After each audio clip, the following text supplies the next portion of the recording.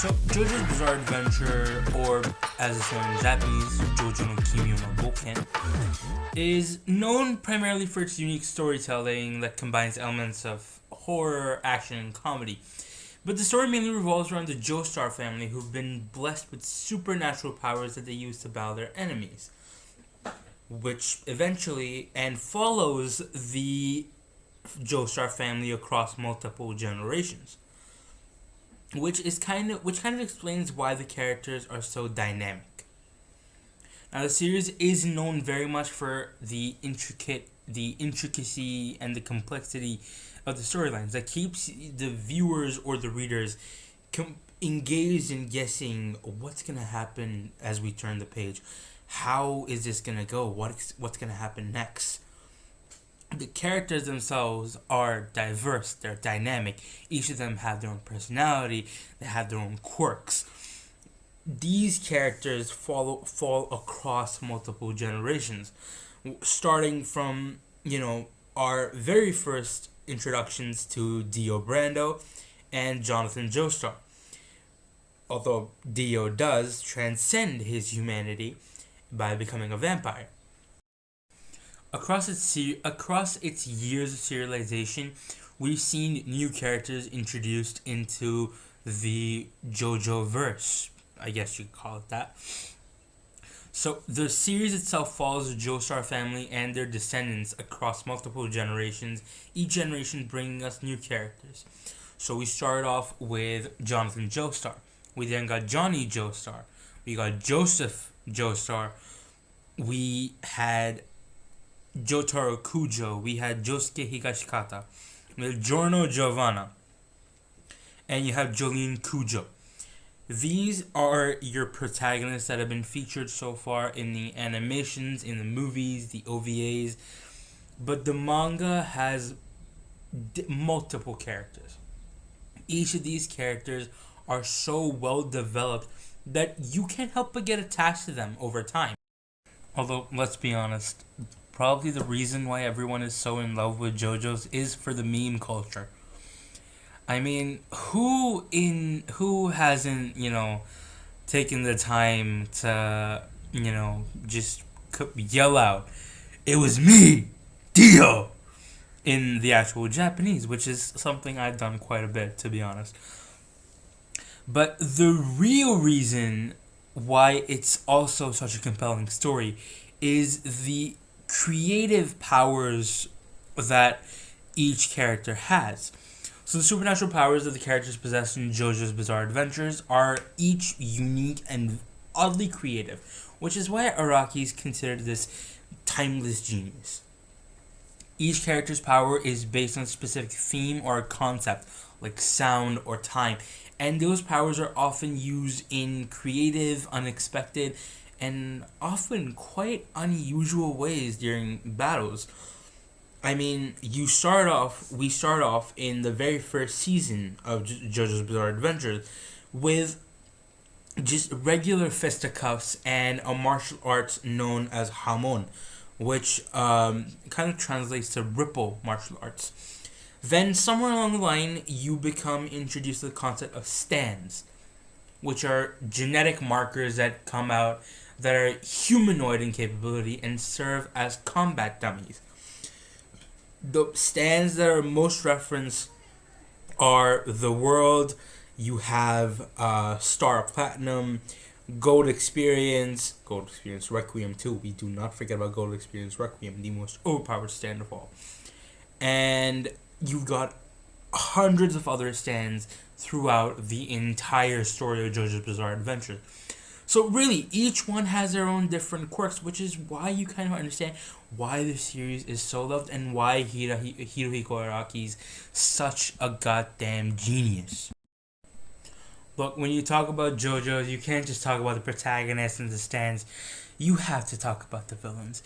Each of those villains are so memorable. They're often just as compelling or even more so than the protagonists. They're so complex and so memorable that you end up finding yourselves rooting for them, despite what they're doing. I mean, just as an example off the top of my head, just let's look at Dio, for example. He's unlived his own dad. He's unlived Joseph's dad. He's unlived Old Man Joestar. And nearly got rid of Jotaro. But then he ended up getting murked himself. So, and his motivations for each time he did that were so complex. Also, the dude's just gorgeous. I mean, seriously.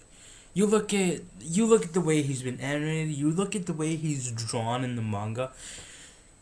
Look, Dio Brando is one gorgeous human being. Well, not so human being, more so a vampire. So I guess you kind of have to find a balance in there. But really, your villains are so compelling you can't help but root for them at times.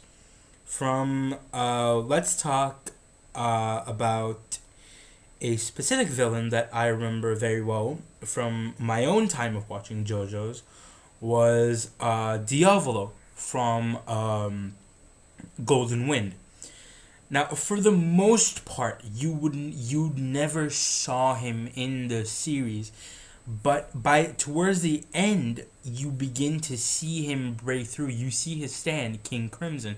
You see what he's doing. You see his goals, and you kind of think, okay, maybe if he wasn't so much of an egotistical maniac, he may have he has some good reasons for doing what he's doing. So, to be fair, I mean, yeah, your villains are memorable. When you write villains that good, that well, and you're being consistent with how well they are, you're obviously going to create a lot of confusion within your fan base. Who do you think are the good guys? Is it the guys in the flashy suits that have some of the most intense motivational speeches in the whole series, or is it the other guys in the flashy suits that are the most evil people to ever grace the face of the earth, even in a fictional capacity? And then here's what everyone's waiting for: the pop culture references. My God, there's so many. Ooh, just talking about this is a separate video, but it's JoJo's Bizarre Adventure is known for the pop culture references, which go from music to fashion. The characters are named after famous musicians and bands, and the clothing is often worn that is inspired by fashion from different eras. If we look at the clothing throughout every animated version of JoJo's available to us, all the way from Diamonds, from the very first serialization of JoJo's to, I would say, Stone Ocean, you're gonna see like a marked difference in fashion. I mean, for example, when we talk about I'm a little biased here, but I personally think Gold Experience, Golden Wind is my personal favorite. So, Golden Wind is set in 2001 Naples. So a lot of the fashion you see is going to be very much Eurocentric or Italy-centric for the year 2000, 2001 to 2002 maybe.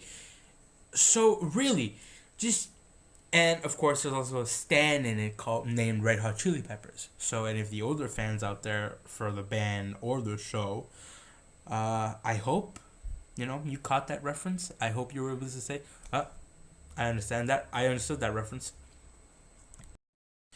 And then there's the fan community. Okay, let's be honest here for a second with ourselves. Every anime, every manga has its own fan community. They're all toxic in their own regards, except for the JoJo's fandom. I don't know what they're smoking, what they're on, but those fans are passionate. They are dedicated. My God. And they've helped spread the word about the series. I mean, if you just scroll through an Instagram comment section, you're going to find multiple comments saying, that's a JoJo reference, that's a JoJo reference, that's a JoJo reference, that's a JoJo reference. And it's spread the word about the series so much that the series has sold millions of copies worldwide. There's a lot of creative fan art. Just don't go to Reddit for that fan art, please. And there's a whole lot of cosplay, and a lot of them are active on social media, sharing their love for the series with others. There's even the voice actors themselves. For example, the voice actor for Jotaro Kujo, Daisuke Ono, He said in an interview that it was his dream to voice Jotaro, and literally spends the majority of the money he gets from his voice acting days as for Jotaro merch. Is that not dedication or what? And he's been very vocal about that. Every JoJo fan, every JoJo voice actor, they have been greatly vocal about how much they love the series, how active they are how active they are on social media. So all in all, JJBA is so popular because of its unique storytelling, the the dynamic powers and characters, the memorable villains, the pop culture references, and the dedicated community. So the series really has something for everyone, and it just continues to captivate audiences all over the world. I mean that very literally. So that's it for my video on why the JoJo's manga and the anime are so popular even today, since it was started, since serialization began like in the early 2000s, and even before that in the 1980s. So I hope you liked the video. Please share the video, like and subscribe if you did like it. I will keep you updated for my next video. Hopefully you like this. Hopefully this was enough. This was a good enough explanation as to why the JoJo series is so popular. So that's it for today, guys. Thank you, and I'll see you in the next video.